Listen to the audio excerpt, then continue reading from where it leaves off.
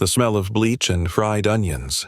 That's what my childhood smelled like. Bleach from scrubbing my uncle's floors on my hands and knees. Fried onions from the dinners they'd eat while I got their leftovers if I was lucky. Boy, the gutter is clogged again. Don't just stand there, make yourself useful. My Uncle Robert's voice was a permanent bark, a sound that could make me flinch even in my sleep. I was 8 years old, holding a rake bigger than I was, standing in the pouring rain. He and his wife, Linda, sat on the covered porch sipping sweet tea, watching me struggle.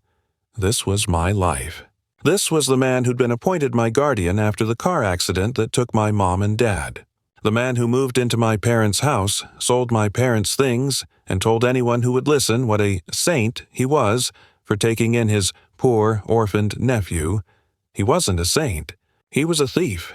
He stole the one thing my parents left me, a $10 million trust fund from my father's life insurance and tech company shares. I didn't learn about it until I was 16, when I found a faded legal document hidden in a box of my dad's old college textbooks in the attic.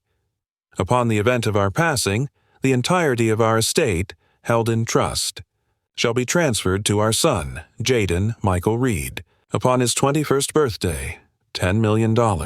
And my uncle had spent it all, on new cars, on vacations, on a swimming pool they never let me use. He left me with nothing but hand-me-down clothes and a lifetime of resentment.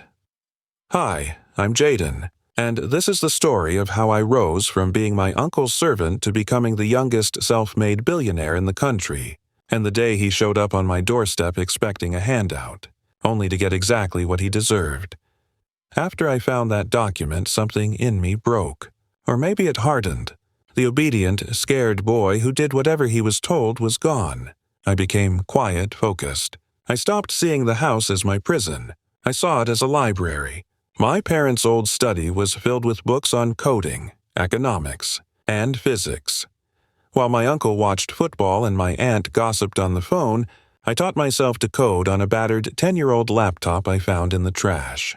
I stayed up all night, fueled by rage and cheap instant coffee, writing lines of code by the light of my screen. My escape wasn't dramatic. It was quiet. On my 18th birthday, instead of a gift, my uncle handed me a bill for room and board for the past 15 years. It was a final, cruel joke. I left that night with a backpack containing my laptop, some clothes, and the stolen legal document. I slept on friends' couches, in libraries, and a hostel. I worked 2 jobs, bussing tables and doing data entry, while I finished my program. I called it Nexus. It was a revolutionary AI data organizing algorithm. I coded it in a fever dream of sleepless nights and borrowed Wi-Fi. I launched it with $50 I'd scraped together for a web domain. It was a Hail Mary. It didn't just hit. It exploded. Tech blogs picked it up. Then major news outlets. Venture capitalists were blowing up my inbox. Within a year, Nexus was a household name in Silicon Valley. By 22, I'd sold it for a figure with so many zeros it made me dizzy. I was a billionaire. My first purchase wasn't a sports car or a private jet. It was a house. A beautiful, modern, glass and steel mansion overlooking the ocean. It was the exact opposite of the dark, oppressive house I'd grown up in. I filled it with light and silence. For 6 years, I built my life. I started new companies, invested in charities, and tried to forget the first 18 years of my life. I was happy, truly happy. Then he found me. I was coming home from a charity event, my driver pulling through the gates of my estate, when I saw a familiar hulking figure standing at my front door. My Uncle Robert. He looked older, heavier, with a cheap suit that was too tight. Next to him was Aunt Linda, her face pinched with its familiar greed. My blood ran cold. The old familiar fear tried to surface, but I squashed it. I wasn't a scared kid anymore.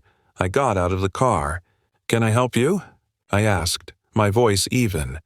Uncle Robert's face broke into a wide, slimy smile I knew all too well. "Jaden, my boy, look at you. We saw you in Forbes magazine. We are just so proud." Aunt Linda chimed in, her voice like nails on a chalkboard. "We always knew you were special, Jaden. We always believed in you." The audacity was breathtaking. They'd seen my success and, like the parasites they were, had come to feed. "What do you want, Robert?" I asked, not bothering with pleasantries. His smile didn't falter. "Is that any way to talk to your family? The people who raised you? We've hit a bit of a rough patch. Some bad investments. We thought, since you're doing so well, we could stay with you for a while. Get back on our feet." He said it like it was his right. Like he hadn't stolen from me, abused me, and left me with nothing. I didn't say yes. I didn't say no. I smiled. A cold, thin smile. "Sure, come on in." I let them inside. I watched their jaws drop as they took in the soaring ceilings, the floor-to-ceiling windows, the art on the walls. Their eyes glittered with avarice. They thought they'd won. They thought they were moving in. I let them get comfortable on my white Italian sofa. I even had my housekeeper bring them iced tea. "This is more like it," Uncle Robert sighed, stretching his arms out. "This is the life you deserve, Jaden. And family should share in it." "I couldn't agree more," I said smoothly. I walked over to my desk and picked up a remote. "In fact, I'd like to share something with you." A presentation I put together. I pressed a button. The large screen on the wall flickered to life. The first image was a photo of my parents. Young, happy, alive. My uncle's smile finally faded. The next image was the legal document I'd found. The trust fund. The $10 million. I zoomed in on the amount. I heard Aunt Linda gasp. Then I began a slideshow. Receipts, bank statements I'd had a forensic accountant unearth. A photo of the sports car he bought 2 weeks after my parents died. The receipt for their luxury cruise.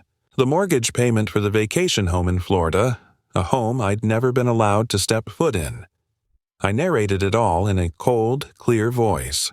"This is the $250,000 sports car you bought with my money. This is the $80,000 diamond necklace you bought, Linda, while I was wearing shoes with holes in them. This is the $15,000 you spent on a single night at a casino. The same month you told me there wasn't enough money for me to go on a school field trip." Their faces were ashen. They were speechless. "You didn't hit a rough patch, Robert," I said, my voice dropping to a deadly calm. "You spent every last dime of my inheritance. You are broke because you are a thief."